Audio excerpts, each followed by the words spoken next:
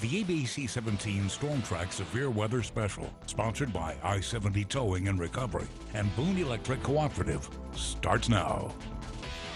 Mid-Missouri has experienced an active weather pattern the last few weeks, and the busiest season for severe weather is quickly approaching. Thanks for joining us for the ABC 17 Stormtrack Severe Weather Special. I'm Chief Meteorologist Jessica Hafner. This time last month, parts of the region were digging out from nearly a foot of snow, and mid-Missouri sank to its coldest temperature on record at -8 degrees, beating out the previous record set back in 1958. Tonight, the ABC 17 Stormtrack weather team is taking a look at the months ahead and what possible risks we could face as mid-Missouri thaws for summer. We'll also show you how emergency response plans have changed after major events like the tornado that struck Jefferson City and Eldon in 2019. And with two major rivers meeting right here in the Show Me State, mid-Missouri is no stranger to flooding. During tonight's special, we'll be breaking down this year's flood chances. In the event of severe weather, having accurate data can quite literally mean the difference between life and death.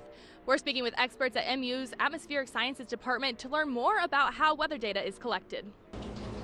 And here across the Midwest, severe weather could strike at a moment's notice, so it's important to know what you can do to stay safe. And we're also going to be taking a look at what storm shelters across Missouri need to do in order to keep residents safe. And I'm taking a look back at the last 10 years of severe weather in mid-Missouri to compare what years were the most active. I'll show you what type of weather pattern we were in when we had the most hail, strong winds, and tornadoes. And we are tracking your long-range spring forecast. We'll tell you what you need to keep you and your family safe this severe weather season, along with what's normal for mid-Missouri from March through May. Winter has probably seemed active to many of us with a high number of winter events, but we actually ended up with less snow than normal through March 1st. Snow amounts across the upper Midwest were similar, which bodes well for our rivers this spring. 2020 ended up being fairly tame as far as severe weather goes. Thunderstorms were reported 43 days of the year, and our spring rainfall was slightly above average. Despite the uptick in rainfall and deeper snowpack upstream, river flooding wasn't much of an issue. I'm tracking near normal flood conditions this spring, with minor flooding possible on the Missouri River through late May. With no ongoing river flooding, stream flows appear normal along the Missouri and smaller rivers despite the recent ice jam near Jefferson City in February that backed up flow for a few days. Snow cover is much lower than average across the upper Missouri Basin in Minnesota and the Dakotas, and soil moisture is also lower than normal in these areas. The drier environment will allow more storage in the upper Missouri River Basin for the months to come. However, with more snow cover across Iowa into eastern Nebraska, there could be some minor flooding impacts downstream in our area. There is a 50% chance of surpassing minor flood levels in Herman, Boonville, Glasgow, and Chamois. And there's also a 75% chance of reaching minor flood stage on the Moreau River in Jefferson City and as well on the Petite Saline in Boonville.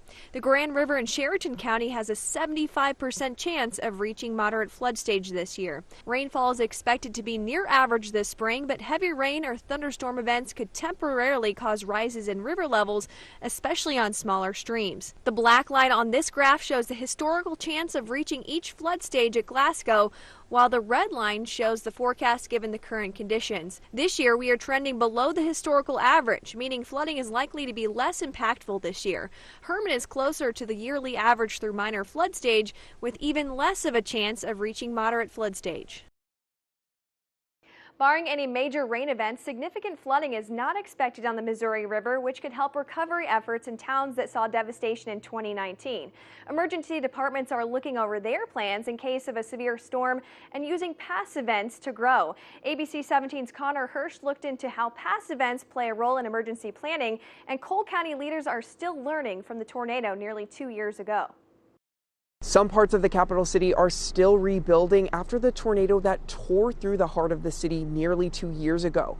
Now leaders are taking the knowledge they learned from that event and applying it to emergencies in the future. And whatever comes our way, clearly we've been able to show that we'll get through it together. An EF3 rated tornado, flooding, and a deadly pandemic have all struck Jefferson City in the past 2 years. And Cole County Emergency Coordinator Sierra Thomas said so much has been learned from each. We were able to build a rapport better with each other. So in the event that something smacked us in the face, for lack of better words, let's just say a tornado or, another, disaster, whichever, I know who to call. people know who, have my number to call me. After the tornado in May of 2019, the former coordinator Bill Farr put together an after-action report, which we got a hold of. Thomas said the document is a wealth of knowledge. And I noticed one of the big things we were lacking was communication or interoperability within communication. And because of that assessment, Cole County bought video call technology with various funds, including some CARES Act relief funding. So in the event that I can't get to, say, JCPD or Public Works can't get to the mayor's office, we can all still kind of interact. And all of that, honestly, Connor, stemmed from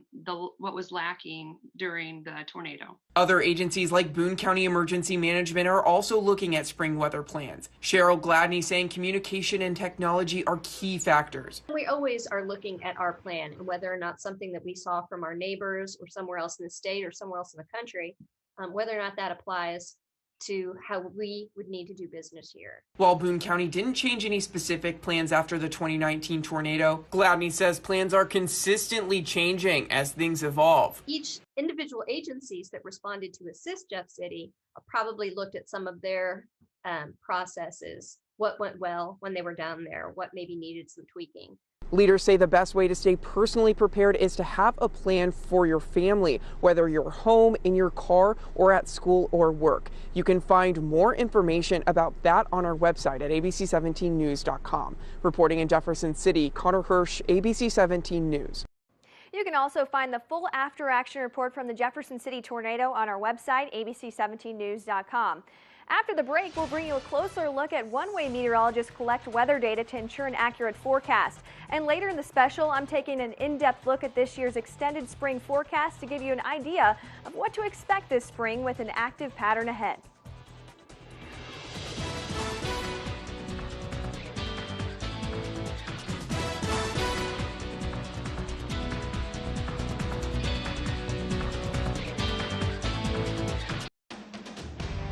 You're watching the ABC 17 Stormtrack Severe Weather Special. Welcome back. Last August, a devastating storm rolled through the upper Midwest. Wind speeds of up to 100 miles per hour brought a lot of damage to our neighbors to the north. Meteorologist Kevin Schneider took a closer look at what a derecho is. So what is a derecho? Well, it's a special classification of a complex of thunderstorms that gets going over 250 miles or more with wind gusts at least to 58 miles per hour. So it is primarily a straight line wind event. While the winds aren't as high as a strong tornado, these events often affect more people, causing more widespread damage. And we know that straight line winds can do just as much damage as low wind tornadoes. On the heels of this costly, tragic event, the National Weather Service is adding 2 more layers to the warning process in response to these high-impact wind and hail events. They're adding a considerable and a destructive severe thunderstorm warning in addition to just a regular or base severe thunderstorm warning. They'll label a severe thunderstorm considerable if winds reach 70 miles an hour or if hail reaches the size of golf balls. Next up from that would be a destructive tag, and that would be for winds over 80 miles an hour or baseball-sized hail. Adding these new categories will give them the ability to send a wireless emergency alert to your phone, much like they do with tornado warnings. According to their release, it's aimed at promoting instant and immediate life preservation actions. Kevin Deitch, the warning coordination meteorologist at the National Weather Service office in St. Louis, told me they've made their recommendation to FEMA that it just be the destructive tag that leads to an alert sent to your phone. They're waiting to hear back officially what the decision is and when that will be implemented. And Kevin, the National Weather Service is doing a similar thing with flash flood warnings too, right? Yeah, it's the same idea. They're trying to limit the number of alerts sent to your phone, so they raise the threshold for sending that alert, but they're going to use the same language. We'll have all the details on our website at abc17news.com. When it comes to forecasting for severe weather, we use all available data to us. ABC 17 Stormtrack forecaster Maddie S. dove into the science of weather balloons and how they impact severe weather forecasts. When severe weather looms, having accurate data can be a meteorologist's best bet for creating a forecast that will accurately warn and aid those impacted by dangerous weather. That data comes from a combination of observations, model output, and upper atmospheric data collection. To get this upper atmospheric data, we use weather balloons. But why is this data type so important? In our field, so much of what we use is modeled data, so it's not absolute. It's not, true all the time. You know, models can be wrong sometimes. And so anytime we can get real data that we know for a fact is 100% accurate, and that's what this is. You know, there's no disputing what this radio sound is recording up there. That's really, really valuable information. Weather balloons provide temperature readings, dew point values, wind direction and strength, and a suggestion of how stable the atmosphere is as a whole. This is huge when severe weather events are pushing toward mid-Missouri. Typically, weather balloon data comes from the National Weather Service offices. The problem is that not all National Weather Service stations release weather balloons. That is why the University of Missouri and Columbia's Atmospheric Science Department is called upon. Almost 2 years ago, the National Weather Service called upon Mizzou to gather data before the storm system that formed the tornado that moved through Jefferson City well in advance of the event. The example that we always like to use is the Jeff City tornado day. We got a message from, I believe it was the St. Louis office, asking us to fly the night before, and so we came out and flew 2 or 3 balloons that day. We started in the morning, we flew morning, midday, and then I think we put one up in the afternoon too, just to give them an idea of, one, what was happening in the atmosphere and how it was changing. I think one of the last balloons we flew, once we got the data and sent it off, I think within the hour, there was a tornado watch. That weather balloon data was critical in 2019 on the night of the Jefferson City tornado and is just another example on why having extra data on hand is beneficial to forecasters. You can learn more about weather balloons and how they help us in forecasting by heading to the ABC 17 Stormtrack Insider blog on abc17news.com.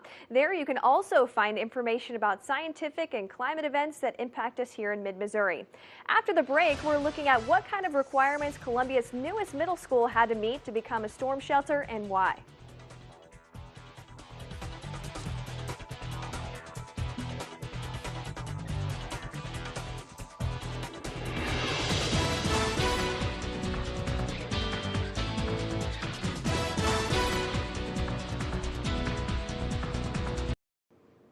A new middle school in Columbia has the most up-to-date storm shelters after requirements changed. We got a look at the storm shelter inside of John Warner Middle School, the latest school to be built.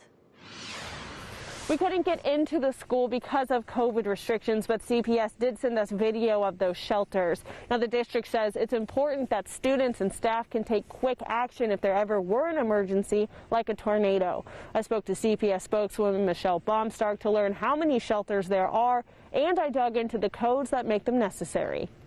This is the first year John Warner Middle School has been open. It's the newest addition to the more than 40 Columbia Public Schools buildings.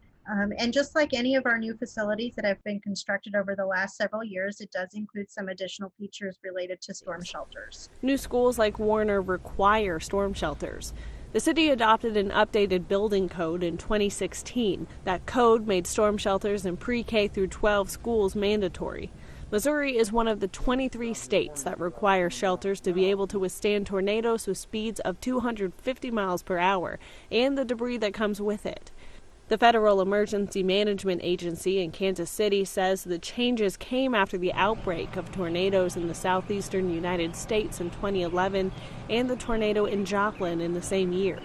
John Warner Middle School has 3 shelter areas in the school, an auxiliary gym, a locker room area, and a self-contained special education classroom. Baumstark says having more than one shelter area allows people to be able to take shelter quickly rather than having to move through the entire school. We do have, the warning systems in place. However, you still have a limited amount of time in order to be able to execute your emergency plan. CPS has its own staff and others like the Columbia Fire Department inspect all the shelters in the district to ensure they have the correct capacity limits and runs drills regularly with staff and students. The other part of that is the practicing. So those are the drills, making sure that kids know exactly what to do should there be an emergency. You want it to be second nature. You don't want there to be any thinking about what do I do, where do I need to go. Baumstark says the gymnasium here at John Warner Middle School has a storm shelter capacity of 857 people. Reporting in Columbia, Sydney Olson, ABC 17 News.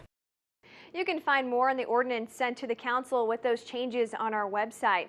You may one day find yourself driving in a car when severe weather strikes, so it's important to know what to do when you're caught out in this situation. Stormtrack forecaster Nate Splater has some of those tips for staying safe on the road. Now, the first thing you're going to want to do when severe weather strikes is find some good sturdy shelter, preferably a room without any windows. But if you happen to find yourself out on the roads in your car, definitely don't want to be staying there. Your car can be pretty dangerous. You're going to see as those high winds come in, they could fling debris right into your car where you're sitting inside. Now, main thing to do is get as low as possible. Now, the best thing you're probably going to find is this ditch right here on the side of the road. As soon as you start to see that severe weather approaching, you will want to stop your car, preferably turn on that radio, see what's coming for you, and if that tornado is headed straight for you, you will want to get as low as possible down in this ditch. Just lie flat, have those hands behind your head. That's going to help protect you from any debris that might be trying to get in there. But again, that's going to be the safest spot for you, is just getting as low as possible. Now, one thing you will want to stay clear of is these overpasses. They can look pretty safe at first, but when we have these severe storms, we're going to have a lot of winds, and they're going to be coming through this overpass and actually speeding up as they move through here, and that can be creating even faster wind speeds, and we could even see some more of that debris being flung through here towards you. So you really will want to avoid overpasses as much as possible. Remember, main thing is try and find some sturdy structure at first. If that doesn't work, really just try to get as low as possible into a ditch as well. Knowing these safety tips can eventually save your life one day. For more of these safety tips, you can check out my blog on the Stormtrack Insider blog on our website. Reporting for the Stormtrack Weather Team, I'm Nate Splater. With the official start of spring just days away, I'm tracking what type of weather patterns we can expect for the next 3 months. Stay with us.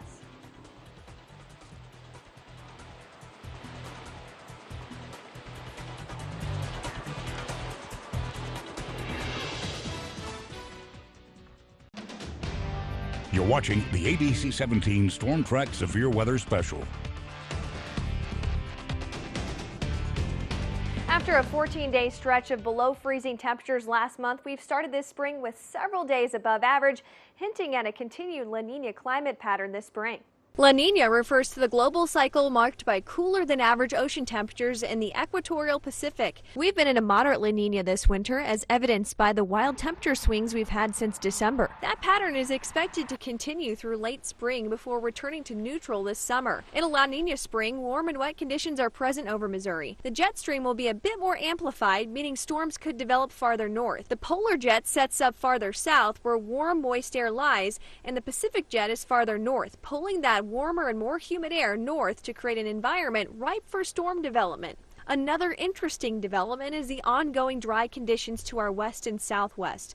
The jet stream could draw warm, dry air from this region and keep a lid on storms until nighttime, allowing for more overnight thunderstorm outbreaks. Warmer than average temperatures are expected through May, but for now, the precipitation outlook is nearly normal for mid-Missouri. The average spring temperature for March through May is 54.5 degrees, while rain averages to just under 12.5 inches. With the overall climate pattern not changing much this spring, we can expect warmer temperatures with near normal rain.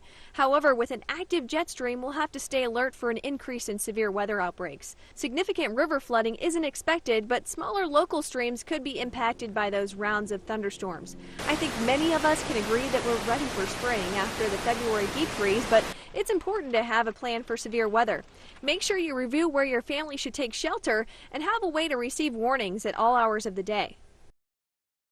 With a more active spring ahead of us, we took a look back at the last 10 years to see how many severe weather reports were recorded. I compared the number of reports with the type of weather pattern we are in. Missouri typically averages 25 tornadoes per year, with the number of reports increasing substantially by May. I took a look at the past 10 years of severe weather across the state and found that the number of storms reports can actually be potentially tied to the type of global climate pattern we are in. When preparing a long-range forecast, we typically start with sea surface temperatures. For example, ocean temperatures tend to be warmer during the El Niño pattern, creating drier than average conditions across the Midwest during spring. The number of hail, wind, and tornado reports are near lower than average during El Niño years across in Missouri. When ocean temperatures are cooler than normal, the jet stream moves a further bit north, putting Missouri in the path for more storms. The most notable of the year was 2011, when we had 81 tornado reports. One of those devastating tornadoes was the EF5 tornado that hit Joplin in May, and another EF4 hit the St. Louis area right before Easter. Generally, the frequency of severe weather reports went up during El Niño years and neutral years, where there wasn't a stark change in ocean temperatures in the Pacific. And like you mentioned, Jess, we're expecting to transition from a La Niña to neutral pattern, which could lead to a slightly more active season. As you're going to look, 2011 Substantial increase in hail patterns and 2019-2020 were in that neutral phase continuing into 2021. With a moderate La Nina in place through at least this spring, a more active severe weather season is possible, especially as we get into April and May. And to stay ahead of all the changes this spring, you can download the ABC 17 Stormtrack weather app. Our weather app will give you access to the Stormtrack Insider blog, and it also notifies you if watches or warnings are issued in your area. You can download the ABC 17 Stormtrack weather app for free from the Apple or Google Play stores. Thanks for joining us tonight for the ABC 17 Stormtrack Severe Weather Special. If you missed any part of it, you can rewatch it anytime on our website, abc17news.com. For the Stormtrack Weather Team, I'm Chief Meteorologist Jessica Hafner. Have a great night. You've been watching the ABC 17 Stormtrack Severe Weather Special, sponsored by I-70 Towing and Recovery and Boone Electric Cooperative.